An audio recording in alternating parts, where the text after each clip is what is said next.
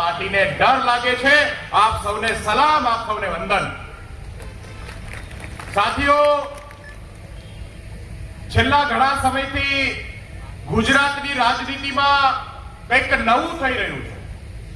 ક્યારે કે રાજનીતિની અંદર કોઈ બદલાવ ગુજરાતે છેલ્લા 30 વર્ષથી નથી જોયો, ત્યારે ગુજરાતની અંદર ગુજરાતની જનતા પોતે હવે જાગૃત થઈ અને રાજનીતિમાં આવી રહ્યું છે। અને આમ આદમી પાર્ટી જે છે એ આમ આદમી પાર્ટી ગુજરાતની જનતાની પોતાની પાર્ટી અને પોતાનો વિકલ્પ બની રહ્યો છે। એ આપણા બધા માટે ગર્વની વાત છે અને એટલા માટે કોઈ નથી પણ નહીં ડરતા। આ તાનાશાહો આજે આમ આદમી પાર્ટીથી ડરે છે। ગઈકાલે અમદાવાદની અંદર આપણો કાર્યક્રમ હતો। નિકોલમાં શહેરની વચ્ચે કાર્યક્રમ, ભાજપના પેટમાં તેલ રેડાયું, કેમ કે આટલી મોટી સંખ્યામાં લોકો ત્યાં પાર્ટીના પદાધિકારીઓ, બૂથનો કાર્યકર્તા ભેગા થવાના હતા, એટલે આપણા એ કાર્યક્રમનું સ્થળ રદ કરવું પડ્યું। આપણી સભાઓ, આપણા કાર્યકર્તાની ડોર ટુ ડોરના કેમ્પેનો અને આપણને સાથે જોડાતા ગુજરાતના લોકોને જોઈ અને ભાજપ પાસે હવે આમ આદમી પાર્ટીને રોકવા માટે હલકાઈ ઉપર ઉતરી આવવા સિવાય કોઈ વિકલ્પ નથી રહ્યો। આજે આપણે જોઈએ છે કે વડોદરાની અંદર જ્યારે આ કાર્યક્રમ આપણે કરીએ છીએ ત્યારે આમ મોદી સાહેબ આવે તો બાકડાએ રંગાઈ જાય, રોડને પાણીથી ધોવે, ઝાડવાને પાણીથી ધોઈ નાખે અને ચારે બાજુ ભાજપના બોર્ડ હોય ત્યારે આમ આદમી પાર્ટીના બેનરો ઉતારવાની જે આજે જરૂર પડી છે એ પ્રમાણ છે કે ગુજરાતમાં આમ આદમી પાર્ટી માત્ર ને માત્ર અહીંયા સમય પસાર કરવા નહીં, અહીંયા ઇતિહાસ રચવા આવી છે અને ઇતિહાસ રચવાનું કામ 2027 ની અંદર ગુજરાતની જનતા અને પાર્ટીના નિષ્ઠાવાન કાર્યકર્તાઓ કરવાના છે। મને ઘણા પૂછે છે કે ભાઈ 2027 માં આમ આદમી પાર્ટી સરકાર બનાવશે કે કેમ? તમારી અત્યારે વાત તો ખૂબ થાય છે। હમણાં એક સર્વે આવ્યો, એમાં પણ આમ આદમી પાર્ટીને બીજા નંબરની પાર્ટી કહે છે અને એટલે જ ભાજપની ઊંઘડી છે। ત્યારે હું એ લોકોને કહું છું કે આમ આદમી પાર્ટી 2027 માં સરકાર બનાવશે કે નહીં એનું પ્રમાણ જોવું હોય તો 2-3 મહિના થોભી જાઓ। આ સ્થાનિક સ્વરાજની ચૂંટણીમાં જ ભાજપ અને કોંગ્રેસને આંખે પાણી ન લાવી દઈએ તો આમ આદમી પાર્ટીના કાર્યકર્તાઓ નહીં, આમ આદમી પાર્ટીના નિષ્ઠાવાન યોદ્ધાઓ નહીં। સાથીઓ, આજે આપણે સૌ આપણા માનનીય આદર્શ, આપણા રાષ્ટ્રીય આદર્શ અરવિંદ કેજરીવાલજી સાથે ગુજરાતને ગુજરાતની પીડાઓમાંથી મુક્ત કરવાના શપથ લેવા માટે અહીંયા એકઠા થયા છે। આપણે સતત કામ કરીએ છીએ, રોજે રોજ પાર્ટીના ઝંડાને લઈ અને લોકોની વચ્ચે આપણો સંદેશ દેવા જઈએ છીએ। એવા સમયની અંદર આજે માનનીય અરવિંદજી આપણી વચ્ચે રહી આપણને ભવિષ્યની રાજનીતિ માટે, ગુજરાત માટે, આપણી આ રણનીતિ માટે માર્ગદર્શન દેવા માટે આવ્યા છે। અને ગુજરાતની અંદર આવા સંમેલનો ગુજરાતના તમામ ઝોનમાં થાય છે।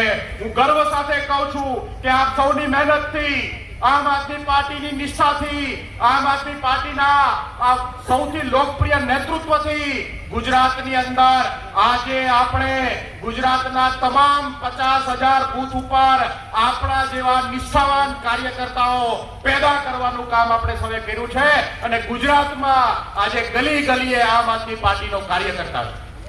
આપણને આપણી તાકાતને નાની સમજવા વાળા લોકો, એવું માનવા વાળા કે આ સામાન્ય માણસોથી કાંઈ ના થાય, ગુજરાતના લોકો કાંઈ ના કરી શકે અને એટલા માટે 30 વર્ષમાં ભાજપ જ્યારે સત્તામાં છે તો આ સત્તાનો નશો એને મગજમાં ચડ્યો છે। એ તાનાશાહી દેખાય, એ તુમાખી દેખાય। આજે ગુજરાતની અંદર સામાન્ય વ્યક્તિને કોઈ સાંભળવા વાળું નથી, આપણા કામ કરવા વાળું નથી। ભાજપના હમણાં તો વડોદરાની અંદર ભાજપના ધારાસભ્યોએ પત્ર લખવો પડ્યો કે સરકારી અધિકારી અમારું માનતા નથી, સરકારી અધિકારી અમારી કોઈ વાતને સાંભળતા નથી, અમારા લોકોના કામ થતા નથી।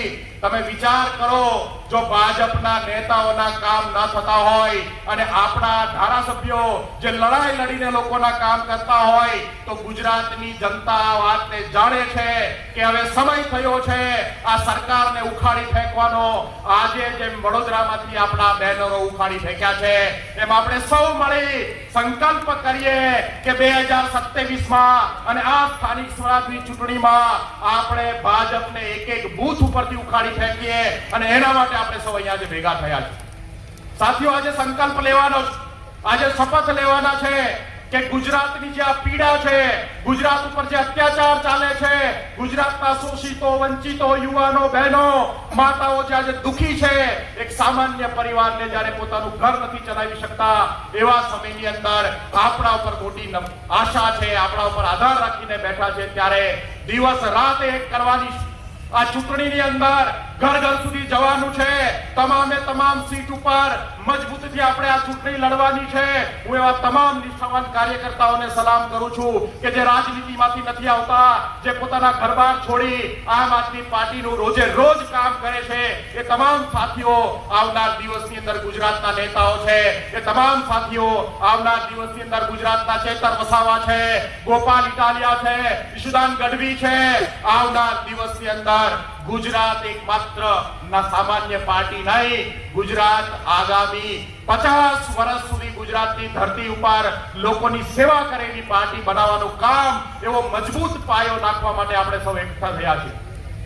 સાથીઓ, આપણી તાકાતને, ગુજરાતની તાકાતને ઓછી સમજે, ગુજરાતના લોકોને માયકાંગલા સમજવા વાળી ભાજપ સત્તાનો દુરુપયોગ કરે, તંત્રનો દુરુપયોગ કરે, પોલીસ વાળાની પાસે સામાન્ય લોકોને માર ખવડાવે, જેલમાં નખાવે.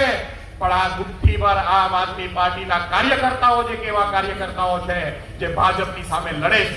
આપણે અહીંયા બેઠા છીએ ત્યારે આજે પણ આપણા 20 થી વધારે કાર્યકર્તાઓ, નેતાઓ આજે જેલમાં.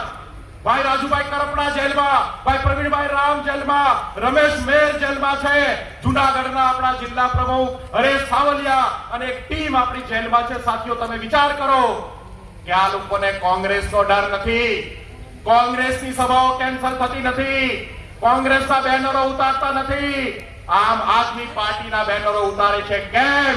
કેમ કે ગુજરાતમાં માત્ર ને માત્ર વિકલ્પ એ આમ આદમી પાર્ટી વિકલ્પ છે અને ગુજરાતના લોકો આમ આદમી પાર્ટીને સ્વીકારી રહ્યા છે. આગામી સમયમાં સંગઠનની અંદર આપણે વધારે આપણા પરિવારને મોટો કરવાનો છે. આ જ્યારે સ્થાનિક સ્વરાજની ચૂંટણી પતે અને ફરીથી આપણે આ પૂર્વ ઝોનની સંમેલન જ્યારે કરીએ, ત્યારે આપણા તમામ ચૂંટાયેલા સભ્યો સાથે, આનાથી પણ વિશેષ 4 ગણા કાર્યકર્તાઓ સાથે આ જ ગ્રાઉન્ડમાં આપણે ભેગા થવાનું છે. સાથીઓ, એ સંકલ્પ લઈને જઈએ કે દિવસ રાત એક કરીશું, રોજે રોજ લોકોની વચ્ચે જઈશું, પાર્ટી આપેલું કામ કરીશું, પોતાના અંગત સ્વાર્થ અને મહત્વાકાંક્ષાઓને બાજુમાં મૂકી આમ આદમી પાર્ટીનો ઝંડો બુલંદ કરીશું, આમ આદમી પાર્ટીને જીતાડીશું. આપણને કોઈ રોકી શકે એમ નથી. જેમને બહુ મોટો ઘમંડ છે કે અમારી એટલી મોટી સત્તા છે, એ સત્તાએ હવે લોકોને હેરાન કરવાનું કામ કર્યું છે, ત્યારે આપણા સૌની જવાબદારી એમને પીડાઓમાંથી મુક્ત કરવાનું છે. ફરીથી એક વખત જે સાથીઓએ આ કાર્યક્રમ કરવા માટે સતત ઘણા સમયથી સંઘર્ષ કર્યો છે, સતત ઘણા સમયથી રાત દિવસ એક કરી છે, અને આજે આ મધ્ય પૂર્વ ઝોનમાંથી, અલગ અલગ ગામોમાંથી, અલગ અલગ વિસ્તારોમાંથી આટલી વિશાળ સંખ્યામાં કાર્યકર્તાઓને એકઠા કરવાનું કામ કર્યું છે. એ તમામ નિષ્ઠાવાન કાર્યકર્તાઓ, એ તમામ પદાધિકારીઓને સલામ કરું છું, વંદન કરું છું. સાથીઓ, આપણે નાના માણસો છીએ, પણ આપણી તાકાત ઓછી નથી. આપણે એક થઈશું, ગુજરાતને એક કરીશું, જ્ઞાતિ, જાતિ, ધર્મના ભેદભાવોને ભાંગી અને ગુજરાતને એક કરવાનું જો કામ કરીશું, તો કોઈ તાકાત આપણને રોકી શકે એમ નથી. આજે આપની વચ્ચે દાવા સાથે કહું છું સાથીઓ, ગુજરાતની અંદર આજે ચૂંટણી, આ સ્થાનિક સ્વરાજની ચૂંટણી છે, એ આપણા જીવનની સૌથી મોટી ચૂંટણી છે. આ ચૂંટણી આપણા માટે સામાન્ય ચૂંટણી નથી. આટલો સંઘર્ષ અને આટલી મહેનત જો આ સ્થાનિક સ્વરાજની ચૂંટણીમાં આપણે જીત્યા, તો આગામી સમયમાં કરવાની જરૂર નહીં પડે. વિધાનસભાઓમાં, લોકસભાઓની અંદર સ્વાભાવિક રીતે ગુજરાતના લોકો આપણને આશીર્વાદ આપશે, પણ આ પગથિયું ચડવું બહુ જરૂરી છે. આ ચૂંટણીની અંદર આપણે આપણું યોગદાન આપવાનું છે. 100% આપણા દિવસોને સમય આપીશું. થોડા દિવસ માટે નોકરી ધંધાને સાઈડ ઉપર કરવા પડે તો કરીશું, પણ આપણે આ 3 મહિના જો પાર્ટીને આપી દઈશું, 3 મહિના આપણે રોજે રોજ કામ કરીશું, તો આપણે બહુ વિશાળ બહુમતી સાથે ગુજરાતની અંદર મોટો સંદેશ આપીશું. આપણા વચ્ચેથી નેતૃત્વ ઊભું થશે, આપણા ચૂંટાયેલા લોકો લોકોની સેવા કરી શકશે અને ભાજપની તાનાશાહીની સામે લડી શકશે. તો ફરીથી એક વખત આ તમામ સાથીઓ, જે તમામ કાર્યકર્તાઓ અલગ અલગ બૂથ ઉપરથી પધાર્યા છે અને એમને